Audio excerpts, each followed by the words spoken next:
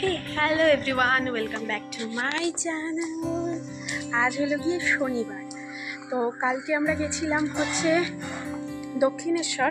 তো আজকে দুপুরবেলার প্ল্যানিং হয়েছিল যে দুপুরে আমরা সবাই মিলে যাব দাদা বৌদিতে খেতে। ভাই বোন, আমার দাদা বৌদি সবাই মিলে যাব হচ্ছে দাদা বৌদিতে খেতে। তো সেটাই প্ল্যানিং হয়েছিল। ব্যাপার হ্যাঁ হীরা যাবো তো দাদা বৌদি। আরেকজন ডিউটি, আরেকজনের আশায় বসে থাকলে তো সবসময় হবে না। না একা একা যাচ্ছি না, আমার দাদা বৌদি যাচ্ছে সাথে।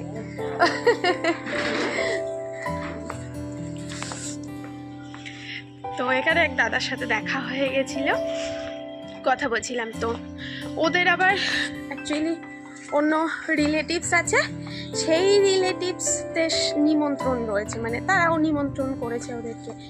তো সেই জন্য ওরা ওখানে রয়েছে। এবারে একবার আসবে একবার আসবে না, এটা নিয়ে একটা কনক্লুশন চলছিল যে আসতেও পারে নাও পারে, আসতেও পারে নাও পারে। তো লাস্ট পর্যন্ত আমাকেও ফোন করেছে কি করবো মাম্পিদি। আমার যে না আসলে না আসো, আর কি করা যাবে। এবারে বৌদিদের ওখানে যেহেতু রান্নাবান্না করে নিয়ে যাবে বলে কিছু মা নিজের মতো নিজে রান্না করেছে। তো আমিও রান্নাবান্না সকাল থেকে করিনি কিছু। তো আমি তারপরে বললাম তাহলে আমি আমার বাড়িতে রান্না করি, যেহেতু আমার আজকে ভেজ ডে, মানে আমার ননভেজ খাওয়ার ইচ্ছে নেই। কালকে হলে অতটা ইয়ে হতো, তো রান্নাবান্না করি। তো প্রথমে বৌদি বললো ঠিক আছে, তারপরে বললো যে না যাবো যখন ভেবেছি চলো, আরও টুকটাক কিছু কাজ আছে, বেরোচ্ছি যখন একবারে কাজগুলো ফিনিশ করে আসবো, তোমাকে আর রান্না করতে হবে না। যাবো যখন ভেবেছি, ওদের যেহেতু নিমন্ত্রণ আছে, ওরা যাচ্ছে যাক, আমরা চলো খেয়ে আসি। তো বাইকে তো সবাইকে এতজন ধরবে না, যেহেতু আমার হাজব্যান্ড ডিউটিতে। যদি ও থাকতো অনয় থাকতো তাহলে আমি অনয়ের বাইকে, দাদা বৌদির বাইকে হয়ে যেত। তো দাদা একজনের সাথে যাবে, সে আর একটু ভিডিওর কাজ করে, ভিডিওগ্রাফি করে, তো সেও যাবে আর দাদার বাইকে, আর আমরা যাব হচ্ছে কি অটোতে করে। তো এখন আমি এখান থেকে চাপাডালি যাই, তারপর কি হবে না হবে দেখছি।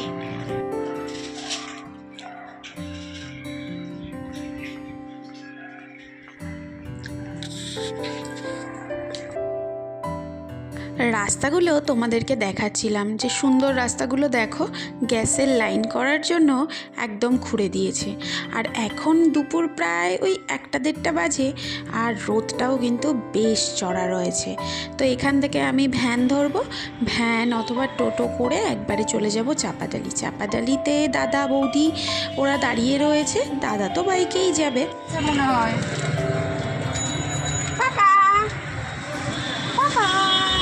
কোথায় যাচ্ছি? তাহলে ঘুমাচ্ছে হয়তো। তো অফিসে গেছে, বল তো অফিসে গেছে, প্রাপ্তি আসছে। কি হয়েছে? তো আমরা উবের টোটো করে নিয়েছিলাম, কারণ রোদ তো প্রচণ্ড পরিমাণে, আর বাচ্চাটাও রয়েছে সেই কারণে। তবে হ্যাঁ, ভাই বোন দুজনকে খুব মিস করছি, কারণ ওদের উপলক্ষেই কিন্তু আমাদের দাদা বৌদিতে যাওয়া, আর ওদেরকে না নিয়েই আজকে যেতে হচ্ছে। তবে ওরাও মজা করছে, ওদের সাথে প্ল্যান করেছে ঘুরতে যাওয়ার, সিনেমা দেখতে যাওয়ার। তো ভেবেছিলাম ওদের সাথে একসাথে যাব, দেখতে দেখতে দেখো চলে এসেছি। আর এসে দেখো কত লাইন, এখনও প্রচুর পরিমাণে লাইন রয়েছে। তো চলো আমরাও লাইনে দাঁড়াই। তোরা লাস্ট লাইনে, তাহলে বাইকে টানা এসছে, আমরা তো চেঞ্জ করে করেছি। লাইন এইটুকু, মানে লাস্টে এসে দাঁড়াই, ওদের আগে পাঠিয়ে লাভ।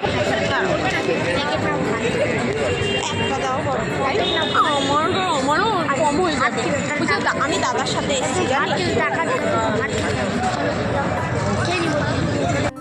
লাইনে যখন দাঁড়িয়েছিলাম, এই ছোট্ট বাচ্চা ছেলেটি পেন বিক্রি করছিল। তো ওকে ডেকেই আমি একটা পেন কিনলাম যে ওর যদি কিছু সাহায্য হয়। দেখো ভিক্ষা চাইছে না, কিন্তু ও কিন্তু কিছু বিক্রি করেই দাম চাইছে। তো প্রথমে একটা পেন নেওয়ার পরে বলছে দিদি সব পেনগুলো কিনে নাও। এবার সত্যি বলতে সব পেনগুলো কেনার মতন ইচ্ছে আমার ছিল না। তো ওকে আমি বললাম ভাই তুমি যদি কিছু খাও তাহলে একটু ওয়েট করো, তুমি এখানে পেনগুলো সেল করতে লাগো, আমি বেরিয়ে এসেই তোমাকে খোঁজ করব, তোমাকে খেতে নিয়ে যাব। ও বলছে না আমি পেনগুলো সেল করতে চাই, তুমি সবগুলো নাও। খুব জোরাজুরি করছিল।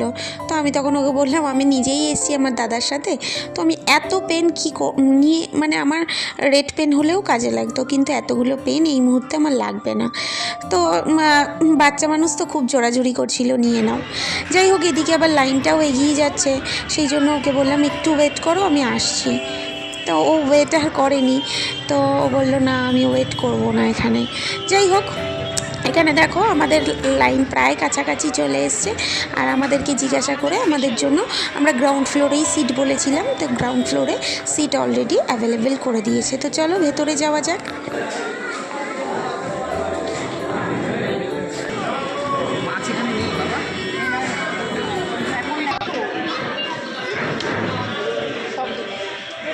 দাদা অর্ডার দিয়ে আজকে কিন্তু অন্যান্য দিনের তুলনায় আমাদের সোহাগ বেটা বেশ চুপচাপ, আর সোহাগ বেটাও কিন্তু বিরিয়ানি খেতে খুব পছন্দ করে, আর সেটা যদি হয় দাদা বৌদির তাহলে তো কোনো কথাই নেই। যাই হোক আজকের অফারটা যেহেতু দাদার থেকে, মানে আজকের ট্রিটটা পুরোটাই দাদার তরফ থেকে, তাই দাদাই অর্ডার করবে, তবুও আমি একটু মেনু কার্ডটা খুলে খুলে দেখছিলাম। আর দাদা বৌদিতে এসছি মানে তাহলে তো বিরিয়ানি ট্রাই করতেই হবে, আর অন্য কোনো দিকেই চোখ যাবে না। কিন্তু তাছাড়াও আমরা কিছু ট্রাই করব বলে ভাবছি, যে যতক্ষণ না বিরিয়ানি আসছে অন্য কিছু ট্রাই করি। তো দেখো আমাদের জলের বোতল সার্ভ করে দিয়েছে। এরপরে আমরা অর্ডার দিয়েছিলাম হচ্ছে ভেটকি ফ্রাই, যেটা ভেটকি ফ্রাইটা দুর্দান্ত টেস্ট ছিল, তো খুবই ভালো খেতে লাগছিল, আর বেশ বড় সাইজেরও ছিল ভেটকি ফ্রাইটা, যেটা কাটলেট বলে আর কি। তো আমার ফার্স্ট টাইম দাদা বৌদিতে গিয়ে খাওয়া। আমি আগে না দাদা বৌদিতে বহুবার মানে খেয়েছি, কিন্তু সেটা হচ্ছে বাড়িতে হোম ডেলিভারি করে নিয়ে, কিন্তু কখনোই আমার দাদা বৌদিতে গিয়ে ব্যারাকপুর ব্রাঞ্চে আমার খাওয়া হয়নি। আর আমার দাদা এই ব্যারাকপুরে খেলতে আসতো যখন কিনা এই দাদা বৌদির দোকান একদম ছোট্ট একটুখানি ছিল। তো সেই সব গল্পই দাদা করছিল, যখন একদম মানে একটা টিনের চালার মতন একটা দোকান ছিল, তখন দাদা খেলতে আসতো এখানে। তো দাদা বহুবার এমনও হয়েছে নিয়ে গেছে এখান থেকে, তখনও খেয়েছি, কিন্তু তখন এতটা ফেমাস ছিল না দাদা বৌদি। যাই হোক একটা ব্যবসার কতটা উন্নতি হতে পারে সেই সব নিয়েই আমরা গল্প করছিলাম। আর আমাদের সোহাগ বেটাও দেখেছো ফিশ ফ্রাই খেতে কতটা ভালোবাসে। এরপরেই চলে এলো আমাদের সেই গরমা গরম মাটন বিরিয়ানি, যেটা টেস্ট ছিল দুর্দান্ত। তো আমরা মাটন বিরিয়ানি নিয়েছিলাম, আর সাথে নিয়েছিলাম হচ্ছে গিয়ে, এটা তো কমপ্লিমেন্টারি থাকেই, হচ্ছে স্যালাড এবং এই যে চাটনিটা, সেটা খুব ভালো লাগে এটা বিরিয়ানিটার সাথে, এই চাটনিটা স্পেশালি। আর নিয়েছিলাম আমরা মশালা কোক। তো দুর্দান্ত টেস্ট ছিল সবকটারই, সেটা নিয়ে আলাদা করে কোনো কিছু বলার নেই, কারণ দাদা বৌদির নাম শুধু আমাদের দেশে নয় বিদেশের মাটিতেও ছুঁয়ে গেছে।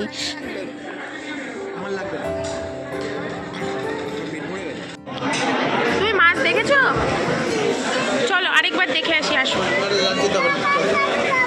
হ্যাঁ কাকায়ের কাছে? কোন কাকাই? ও কাকায়ের কাছে যাবে। কি কি লাগবে তুমি?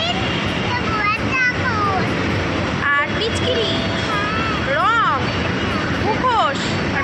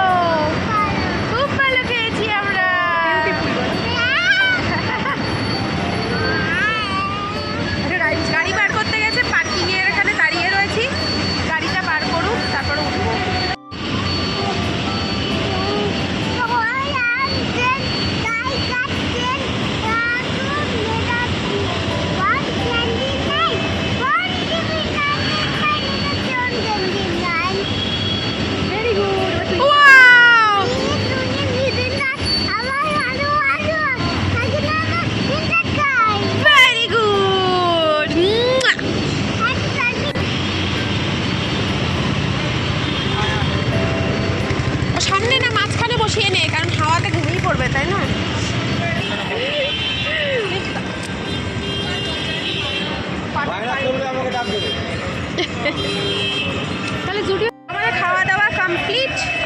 এবার আমরা দুজন একটু যাবো জুডিওতে।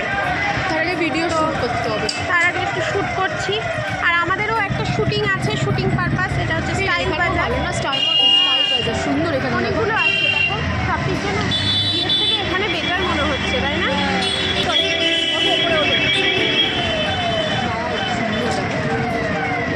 আমাদের ফুলের বুকে দেওয়ার মতন এত সুন্দর সুন্দর ফুলের বুকে দেখে মনে হচ্ছিল কেউ যদি আমাদেরকে গিফট দিত। আমি তোমাকে দিচ্ছি। হ্যাঁ সেটাই, তো একটু শপিং করব। আসলে আজকে এমনভাবে তাড়াহুড়ো করে বেরোনো, কী দিয়ে কী করবো বুঝে উঠতে পারছি না। তো দেখি একটু শপিং করার ইচ্ছা আছে।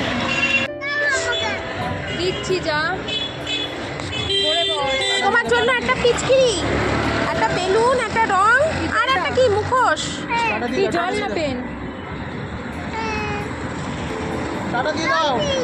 ডলফিন নিয়ে যাচ্ছি। ওই পেনটা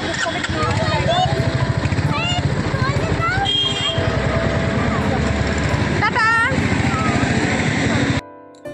সোহাগকে পাঠিয়ে দিলাম দাদার সাথে, কারণ ওর ঘুমের টাইম হয়েই এসেছে আর আমরা একটু শপিং করে তারপর ফিরবো। তাই জন্য ওকে বাড়ি পাঠিয়ে দিলাম, ও বাড়ি গিয়ে রেস্ট নিতে পারবে।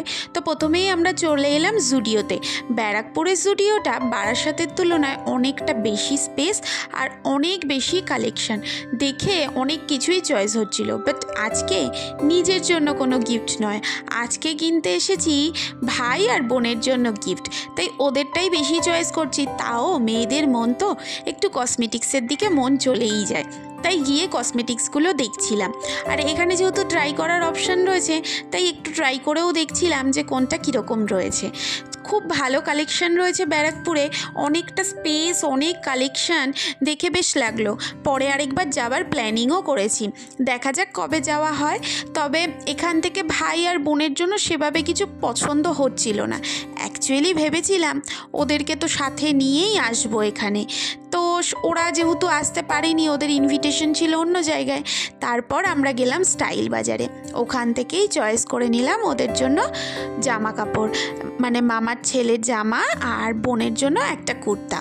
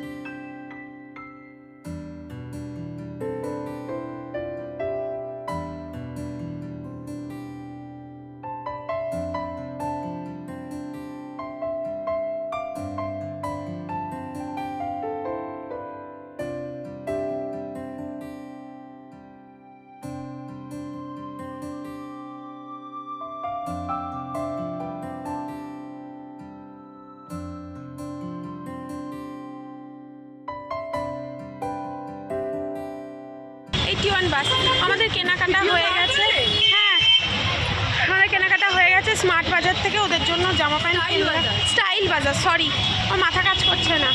স্টাইল বাজার থেকে, সেটাই হচ্ছে কথা, কিন্তু উঠতে হবে।